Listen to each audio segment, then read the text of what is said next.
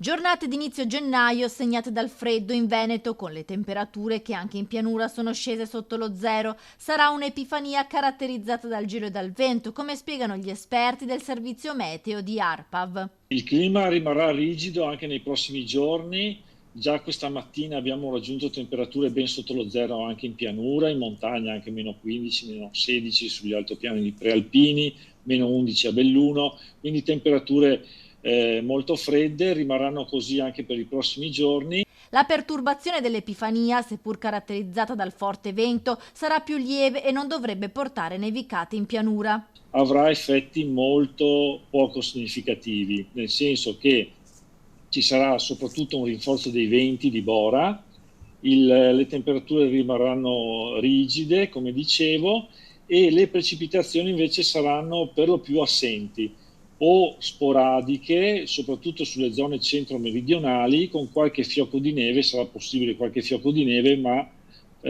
poco significativo. Nei prossimi giorni c'è un altro impulso moderato previsto nella giornata tra il 9 e il 10 di gennaio, però al momento non sembra dare effetti anche in questo caso significativi. Bisognerà attendere i prossimi giorni per vedere con maggior dettaglio la situazione. Al momento non è stata diramata l'allerta neve in pianura, anche se nel Padovano, verso il fine settimana, potrebbe cadere qualche spruzzata di neve nelle zone dei colli. La probabilità è molto bassa e se fa qualcosa di poco significativo, e soprattutto sulle zone centro-meridionali, quindi a sud dei colli o intorno ai colli, e anche lungo il litorale sarà possibile qualche precipitazione a tratti nevosa, ma niente di particolare.